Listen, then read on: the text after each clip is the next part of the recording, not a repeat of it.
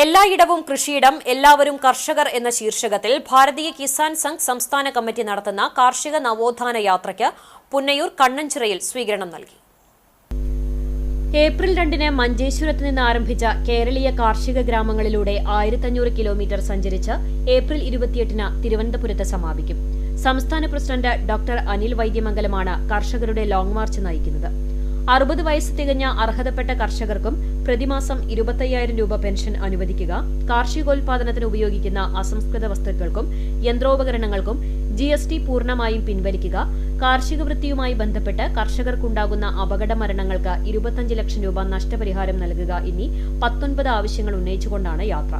14 ജില്ലകൾ, 152 ബ്ലോക്കുകൾ, കാർഷിക ഗവേഷണ സ്ഥാപനങ്ങൾ, പ്രമുഖ കൃഷി ഫാമുകൾ, കോൾ നിലങ്ങൾ, പാടശേഖരങ്ങൾ സന്ദർശിക്കുകയും 1000 കർഷകരെ ആദരിക്കുകയും ചെയ്യും. ഏപ്രിൽ 13, 14, 15 തീയതികളിലായിരുന്നു തൃശൂർ ജില്ലയിൽ പര്യടനം നടത്തിയത്.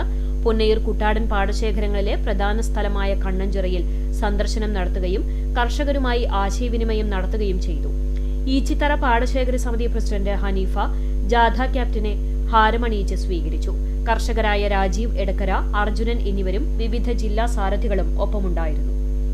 കൃഷി വളരെ കുറഞ്ഞു പോയിരിക്കുന്ന ഒരു അവസരമായതുകൊണ്ട് നമുക്ക് ഉൽപ്പാദന മാന്ദ്യവും മുരടിപ്പും ഉള്ളതോടൊപ്പം തന്നെ കൃഷി ചെയ്യാൻ ആളുകൾക്ക് താല്പര്യം നഷ്ടപ്പെട്ടിരിക്കുന്നു. അതുകൊണ്ട് എല്ലാ ഇടവും കൃഷിയിടം, എല്ലാവരും കർഷകർ എന്നുള്ളൊരു ആശയമാണ് മുന്നോട്ട് വയ്ക്കുന്നത്. എല്ലാ ആളുകളെയും കൃഷിയിലേക്ക് കൊണ്ടുവരാൻ വേണ്ടിയിട്ടുള്ള ഒരു ബോധവൽക്കരണം കൂടി ഇതിനോട് നടക്കുന്നുണ്ട്. അതോടൊപ്പം തന്നെ വിഷം കലർന്ന ഭക്ഷണപദാർത്ഥങ്ങളാണ് നമുക്ക് ഉപയോഗിക്കേണ്ടി വരുന്നത്. വിഷരഹിതമായ കൃഷി, രോഗമുക്തരായ മനുഷ്യരെന്ന ആശയം മുന്നോട്ട് വയ്ക്കുന്നു.